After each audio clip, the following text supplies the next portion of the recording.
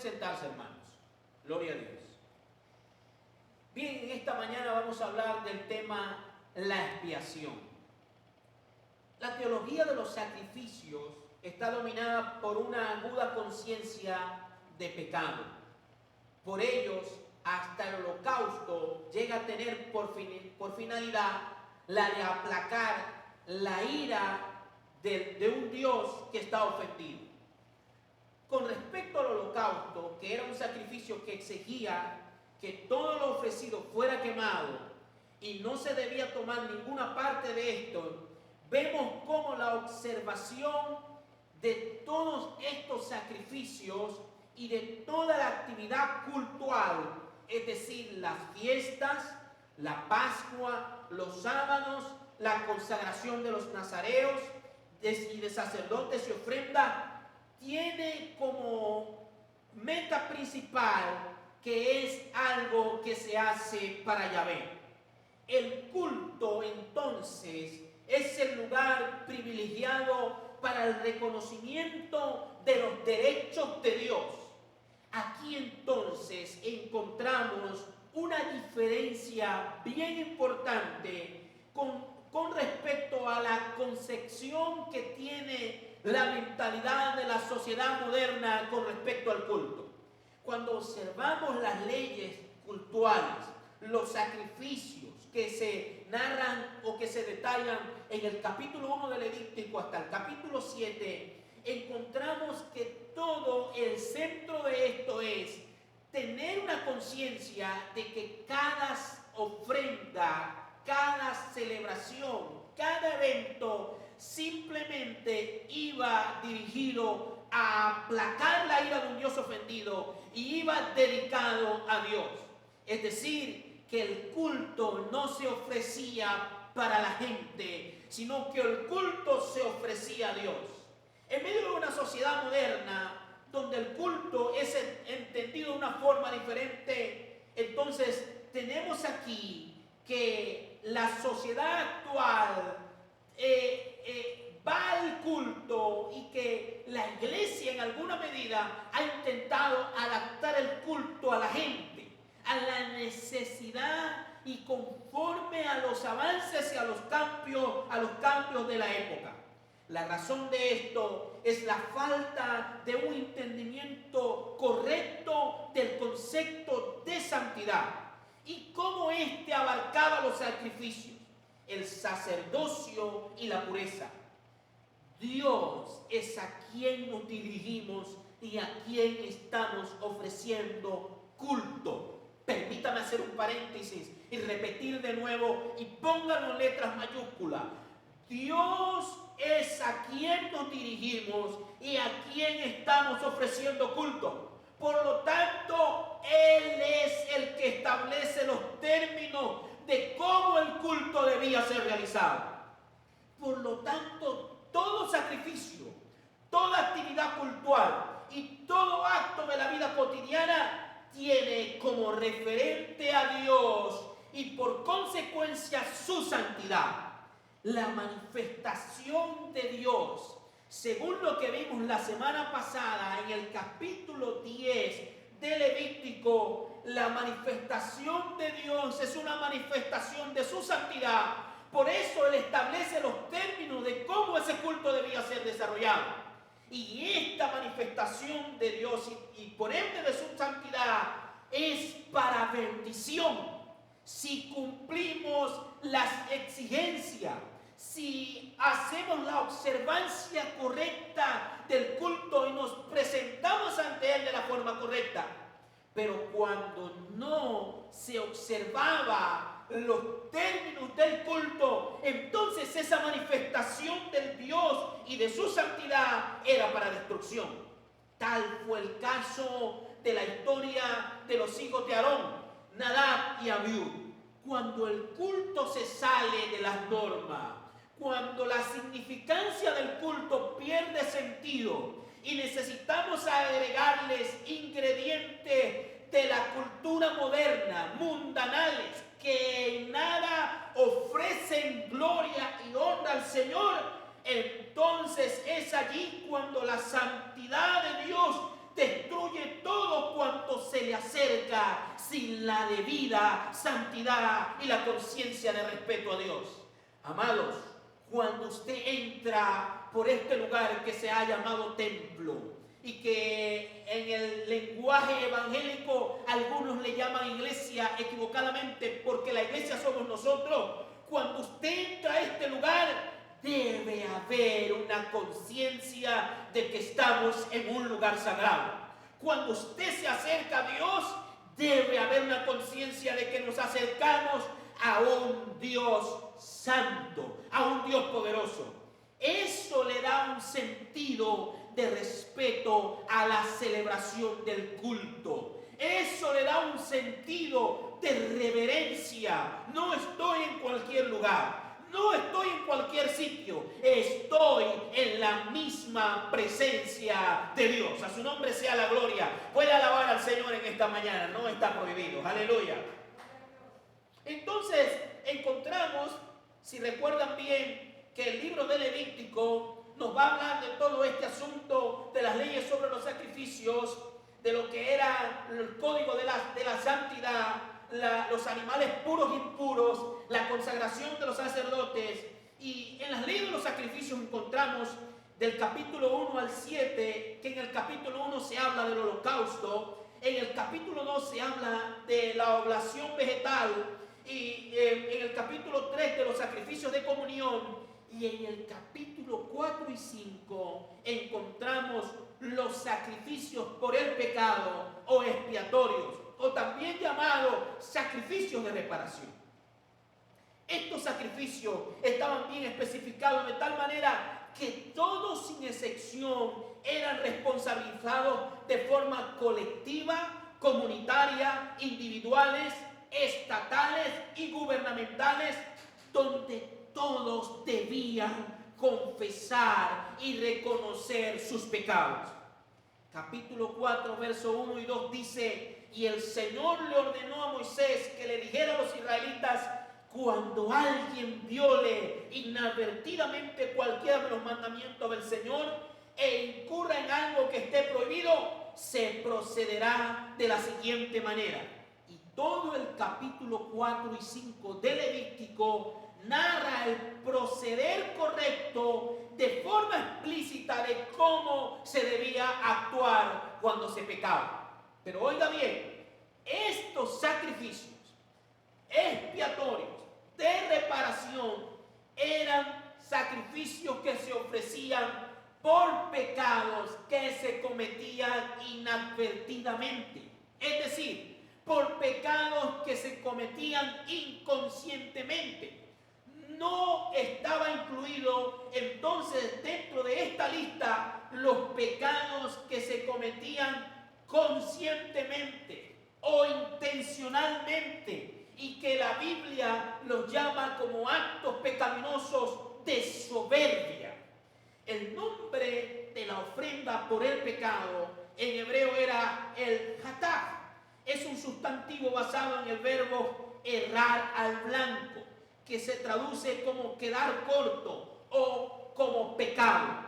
Esta ofrenda tenía como objeto cubrir el hierro, es decir, los pecados que se cometían inconscientemente, pero no tenía el alcance de cubrir o de expiar los pecados que se cometían conscientemente.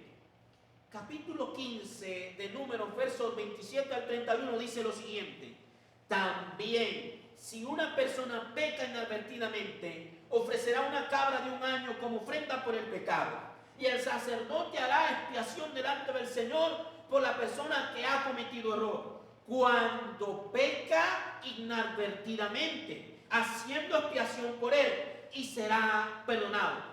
Para el que es nativo entre los hijos de Israel y para el extranjero que reside entre ellos, tendréis una sola ley para el que haga algo inadvertidamente. Pero aquel que obre con desafío, ya sea nativo o extranjero, ese blasfemo contra el Señor, y esa persona será cortada entre su pueblo, porque ha menospreciado la palabra del Señor y han quebrantado su mandamiento, esa persona será cortada, su culpa caerá sobre ella. Es decir, que los sacrificios del capítulo 4 y del capítulo 5 de Levítico no tenían el alcance de ofrecer expiación y perdón por pecados que se hacían conscientemente. Estos eran pecados por los cuales no había sacrificio. Parece que la diferencia no estaba en el plano del conocimiento tanto como en la actitud del corazón. El pecado de soberbia era cometido por una actitud de provocación altanera a Dios, mientras que el cometido por ignorancia surgía de la debilidad humana.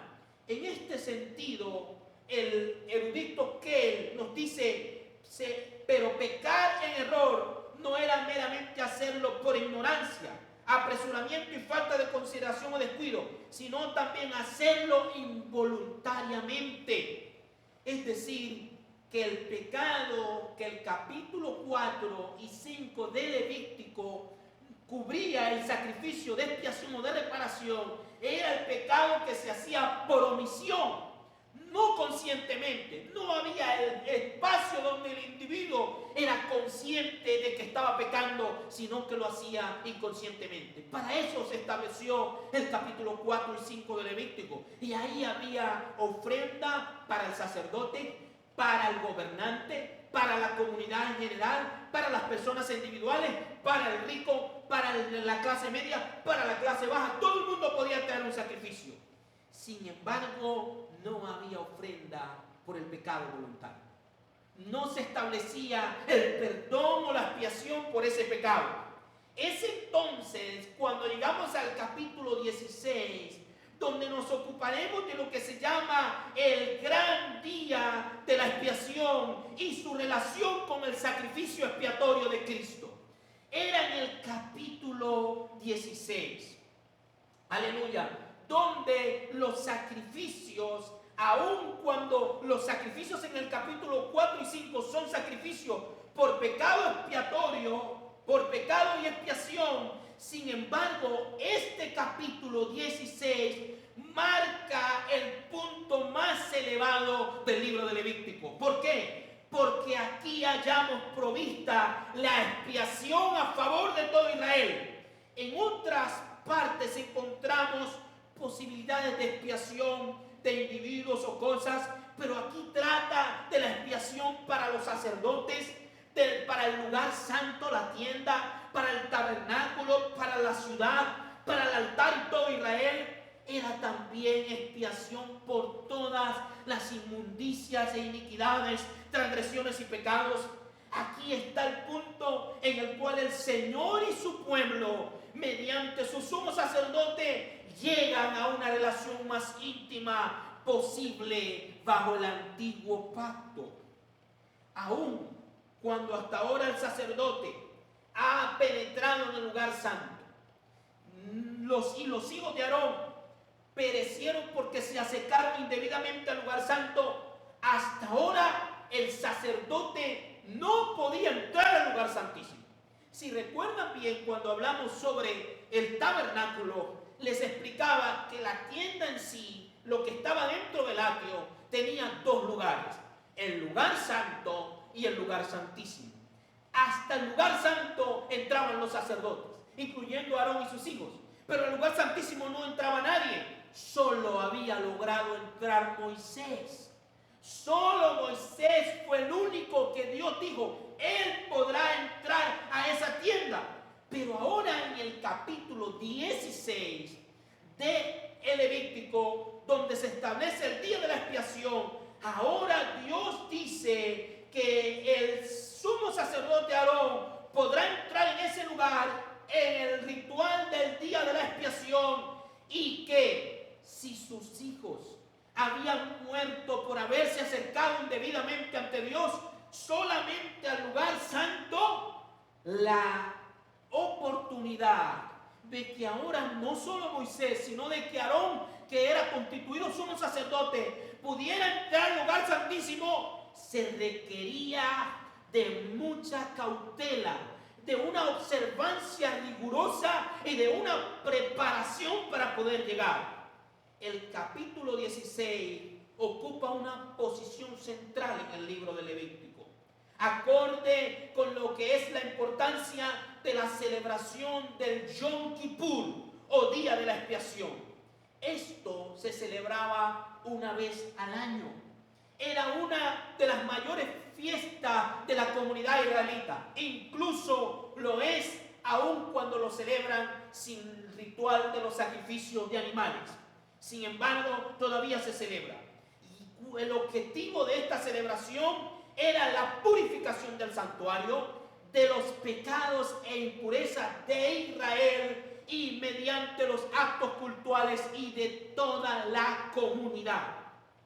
Ahora, Dios estableció este día y hay una serie de rituales o de ritos de celebración para este día de la expiación. Lo primero que encontramos en el capítulo 16, entre los versos 8, 7 y 9, era que el sacerdote debía lavar su cuerpo con agua. ¿Recuerdan cuando el Señor les está hablando a los discípulos en aquel pasaje del Evangelio de Juan, donde el Señor le está lavando los pies? Y Pedro dice, yo no quiero que me laven los pies, y porque yo no soy digno de que tú me laves los pies. Y el Señor le dice, si no dejas que yo te lave los pies, no tienes parte conmigo, Pedro. Y entonces Pedro le dice, entonces no me laves los pies, lávame todo. Jesús le dice, vosotros estáis limpios por la palabra que os he hablado. En este sentido, el agua en el antiguo pacto, en el libro de Levítico, en este rito del día de la expiación, representa o hablaba o apuntaba a la palabra de Dios, que tiene el poder de purificar. De allí la responsabilidad de que los pastores seamos hombres de la Biblia. Aleluya. De que los pastores seamos hombres de la palabra. Creo que se fue la señal. Vamos a ver. Se acabó la batería, parece. Sí, dámelo. ¿Me regalan un minuto? Pueden alabar a Dios mientras yo me cambio esto. Aleluya.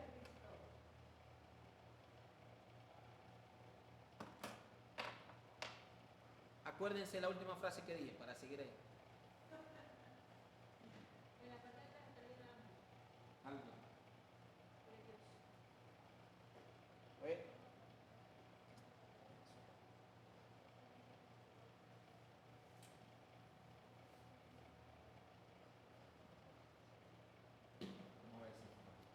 Gloria a Dios. Aleluya. Recíbeme eso. Gloria a Dios. Ahí está bien. Gloria a Dios.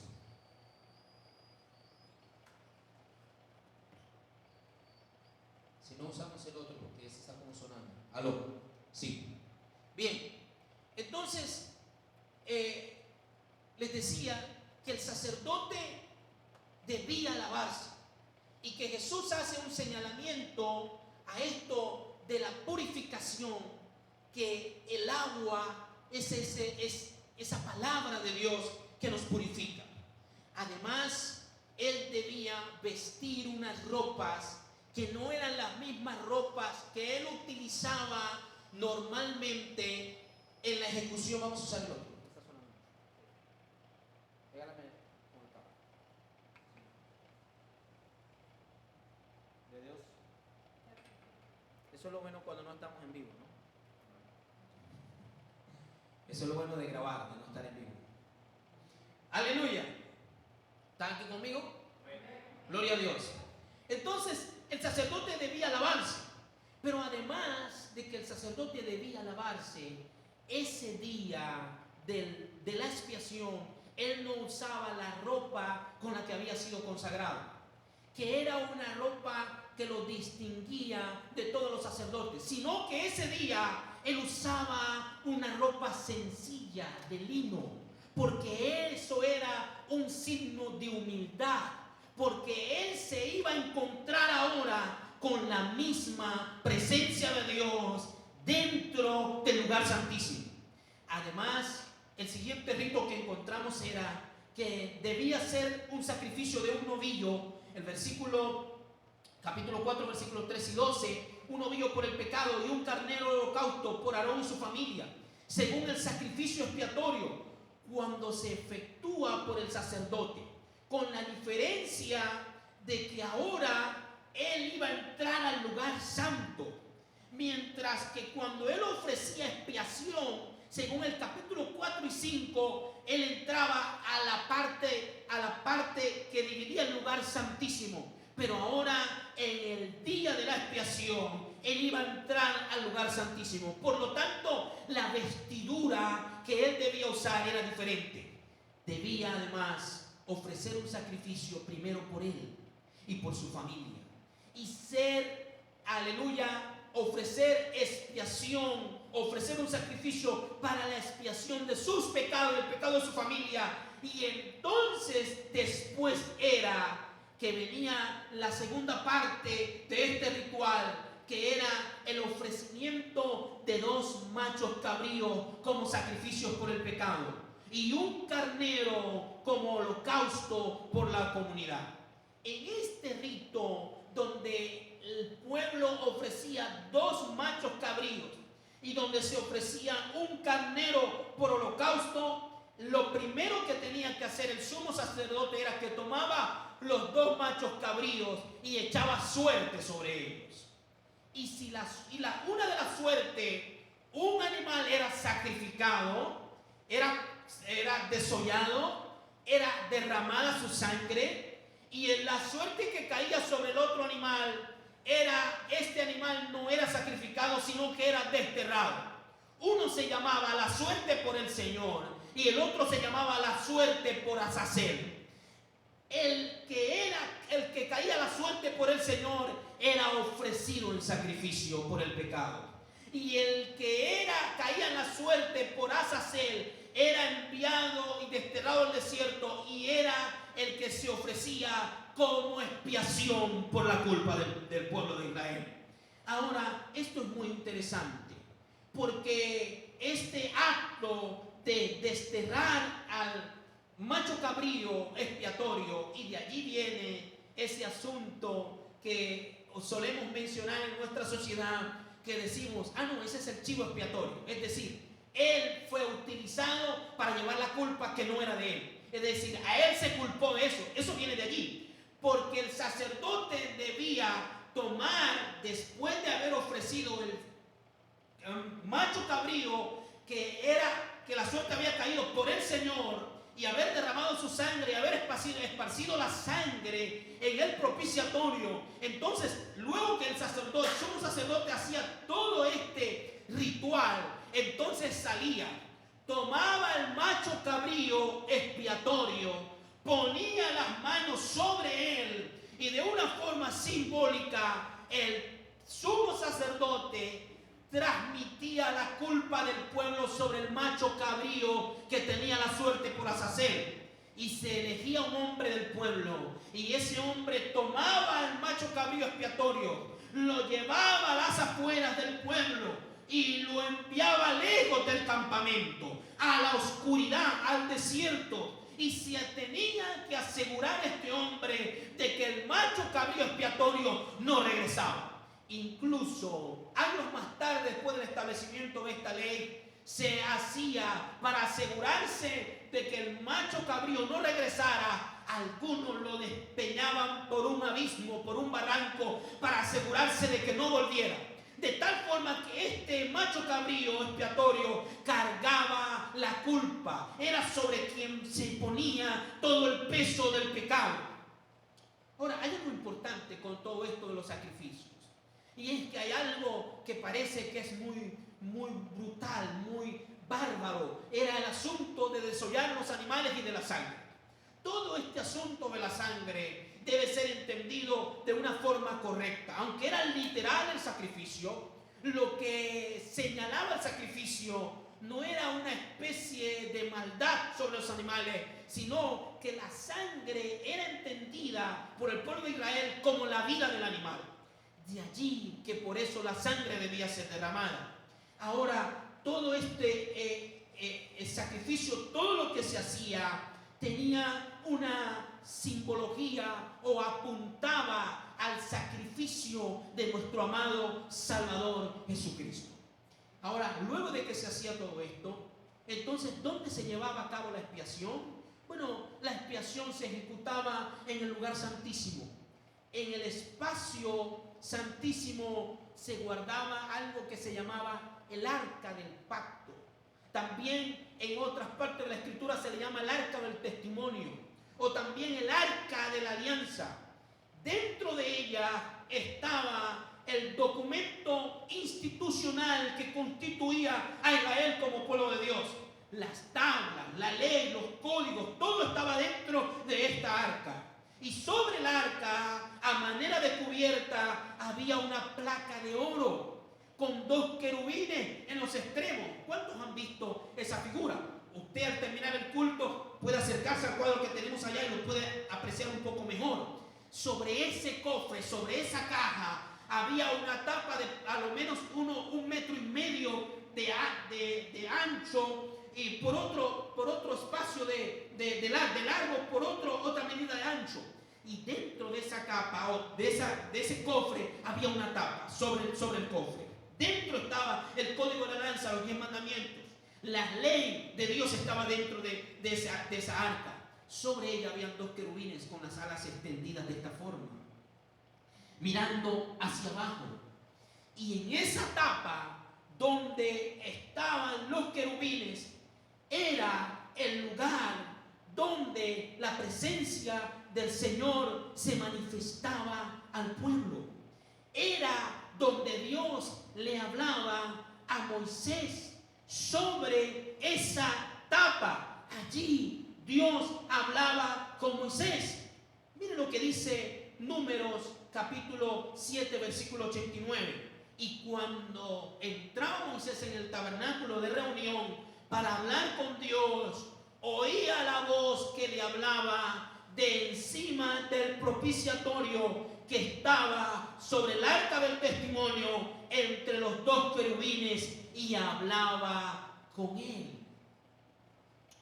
Luego, cuando se establece el día de la expiación, ahora el sumo sacerdote Aarón va a tener el privilegio de poder hablar con Dios. Era ese lugar donde estaba la presencia de Dios. Era ese lugar donde únicamente Dios hablaba a Moisés y posteriormente a Aarón, y Aarón hablaba con el pueblo. Allí se aceptaba la expiación por el pueblo. Esa tapa se llamaba en hebreo el caporea, de la raíz capor, que significa expiar, que luego los griegos tradujeron como hilasterio, y los latinos más adelante lo tradujeron por propiciatorio, que es la palabra que nosotros tenemos como propiciación. Y lo que enfatizaba era la presencia o manifestación de Dios que podía ser posible a través de ese lugar donde se le daba juicio al pecado. En esa etapa, con todos los rituales que ya les he detallado, que se debían cumplir, de esa forma se cumplía todo el ritual de la expiación. Y una vez que la presencia de Dios la ira de Dios era aplacada por el sacrificio que se ofrecía, entonces Dios se manifestaba a través de aquel cofre. Dios se manifestaba en aquel lugar y se oía. Ahora, ¿qué tiene que ver todo esto en la relación que hemos venido anunciando sobre la redención? ¿Qué tiene que ver todo este evento expiatorio, todos estos rituales, todo este cordero? ¿Recuerdan cuando Jesús aparece a las orillas del río Jordán? ¿Qué dice Juan el Bautista cuando lo ve? He allí el Cordero de Dios que quita el pecado del mundo. Juan no está hablando él no está llamando el Cordero de Dios porque se le ocurrió llamarlo el Cordero de Dios. Él está diciendo: he allí el azazel que quitará el pecado del mundo. He allí el chivo expiatorio. He allí el macho cabrío que será sacrificado. porque Jesús cumplió las dos funciones del día de la expiación. Él es el Cordero de Dios que fue sacrificado, pero Él también es el azazel, el chivo expiatorio que cargó tu culpa y mi culpa. Oh, denle un aplauso al Señor esta mañana. Aleluya. Aleluya. Déselo más fuerte. Gloria a Dios. Él expió nuestros pecados. Los horrores del sacrificio de Cristo, hermano, no deben ser mucho más que un énfasis en el sufrimiento físico que le produjeron los clavos y el castigo y la burla de la gente. Me desconcierta un poco cuando llega aquella época de Semana Santa y algunos predicadores intentan acentuar y hacer énfasis en los clavos, en los látigos, en todo el castigo, la burla, el menosprecio. Pero eso no fue lo más doloroso de la cruz, que de por sí era doloroso, porque eso no es en realidad en sí lo más terrible de la cruz. Lo más terrible era que aquel chivo expiatorio que llevaba la culpa de todo el pueblo era enviado a la penumbra y a la oscuridad. Ahora pueden entender por qué cuando Cristo está colgado de la cruz a pleno día se hace de noche, porque Él fue desterrado de la presencia de Dios. ¿Dónde Cristo fue crucificado? ¿Dentro de Jerusalén o fuera de Jerusalén? Él fue enviado a las afueras de la ciudad. Él fue enviado no solamente literalmente y geográficamente lejos de Jerusalén, sino que Él fue enviado lejos de la presencia de Dios, porque Él estaba cargando todo el peso del pecado. Lo más terrible y agónico de la muerte de Cristo no fueron los clavos, ni la burla de la gente, ni los discípulos que le abandonaron, ni la traición de Pedro, ni tampoco la traición de Judas. Lo más terrible fue que el Padre Eterno, según lo que dice el libro del profeta Isaías, dice: por un breve momento te abandoné. El Padre Eterno abandonó a su Hijo en la cruz porque la santidad de Dios no podía soportar todo el peso de la culpa que Él estaba llevando. Él entonces cargó tu pecado y mi pecado en la cruz. Esto es glorioso, iglesia. Esto es sobrenatural. Aleluya. Él es nuestra propiciación por nuestros pecados. Mira lo que dice el libro de Romanos capítulo 3 verso 21. Pero ahora, aparte de la ley, se ha manifestado la justicia de Dios, testificada por la ley y por los profetas. La justicia de Dios por medio de la fe en Jesucristo para todos los que creen en Él. Porque no hay diferencia por cuanto todos pecaron y están destituidos de la gloria de Dios, siendo justificados gratuitamente por su gracia mediante la redención que es en Cristo Jesús, a quien Dios puso como propiciación por medio de la fe en su sangre. ¿Qué hubiera pasado si Jesús no muere? ¿Qué hubiera pasado si Él sencillamente se corta y toma esa sangre y la presenta al Padre? ¿Era suficiente la sangre? ¿Era suficiente que Él hubiera derramado simplemente sangre? O cuando hablamos de su sangre, ¿de qué estamos hablando? ¿Qué alcance? ¿Cuál es la dimensión de todo este sacrificio? Es que el concepto hebreo tiene como principio que en la sangre está la vida. De hecho, físicamente usted puede perder sangre, pero tiene un nivel máximo de pérdida de sangre donde después de ese punto usted entonces se muere. Jesús derramó su sangre hasta morir, porque la justicia de Dios establecía que por causa del pecado del hombre, la única forma de satisfacer la demanda de la justicia de Dios era que alguien debía morir. La sentencia era la muerte. La sangre de Cristo no es poderosa por el simple hecho de que se derramó en una cruz solamente, sino que es poderosa porque Él derramó hasta la última gota de sangre. Él murió, Él sufrió la pena máxima de Dios. ¡Aleluya! ¡Aleluya! ¡Aleluya! Él sufrió la pena máxima. que Cristo, a través de su muerte y su resurrección, hizo posible quitar nuestros pecados, pero también al mismo tiempo hizo posible satisfacer la demanda divina. Un día como hoy, hace muchos siglos, más de 2000 años atrás, Cristo murió. De allí la importancia de reunirnos un día como hoy. El domingo por la mañana es un día que consagra a la iglesia, porque reconocemos que un día como hoy Cristo resucitó. Y Cristo es el sacrificio perfecto y único que una vez se ofreció para siempre.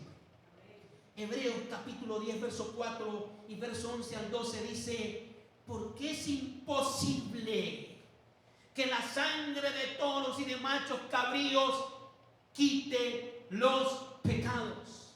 Y ciertamente todo sacerdote está de pie día tras día, ministrando y ofreciendo muchas veces los mismos sacrificios que nunca pueden quitar los pecados.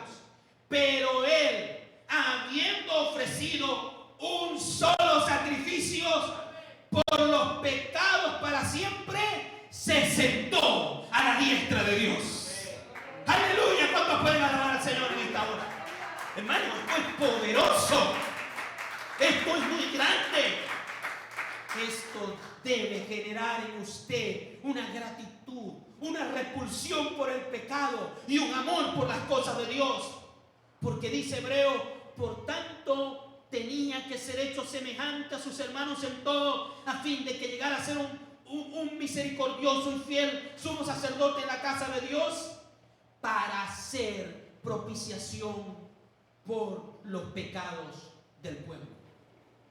Ahora, ¿qué es todo esto de expiación y propiciación? ¿Qué es todo esto de que se le daba juicio al pecado? Que fue únicamente posible por lo que Pablo nos va a detallar en la carta a los Romanos, que es un resumen de todo lo que es una teología, una mini teología sistemática. Pablo nos va a hablar sobre qué significó todo esto de la expiación y todo esto de la propiciación y todo esto de satisfacer la justicia divina. No es otra cosa más que la justificación de nuestros pecados, que es la sustitución. La ley decía que todos somos pecadores, dice. La ley dice que por cuanto Adán pecó, todos nosotros pecamos. Romanos, 1 Corintios 15. Pero también dice que por medio del primer Adán entró la muerte, pero por el segundo Adán, que es Cristo, entró la vida. El primer Adán entró la muerte y el pecado, pero por el segundo Adán entró la vida, que es Cristo. Y mire lo que dice Pablo en Romanos 5. Justificados pues por la fe, tenemos paz para con Dios por medio de nuestro Señor Jesucristo, por quien tenemos entrada por la fe a esta gracia en la cual estamos firmes y nos gloriamos en la esperanza de la gloria de Dios. Yo no lo puedo salvar a usted. Esta iglesia no lo puede salvar a usted. Los pastores no salvamos a nadie. La Virgen María ni los credos apostólicos salvan a nadie. El único medio de salvación se llama Jesucristo, el Hijo de Dios. No importa si usted es buena persona, no importa si usted hace buenas obras, si usted hace obras de caridad, eso no salva a nadie. Entiéndalo bien, iglesia, en esta mañana. La única forma de ser salvo es por medio de Jesucristo, el Hijo de Dios. A su nombre sea la gloria para siempre. Es la propiciación de nuestros pecados. Alabado sea el Señor. Él es tu sustituto. Él es mi sustituto. Esa expiación es el centro de la doctrina de la iglesia. La expiación es una doctrina poderosa, es el centro de la fe, porque la expiación nos revela nuestra incapacidad, nuestra culpa, pero revela a un Dios que nos rescató, que nos perdonó y que tomó tu lugar en la cruz. Y tomó mi lugar en la cruz. Y hizo un sacrificio perfecto.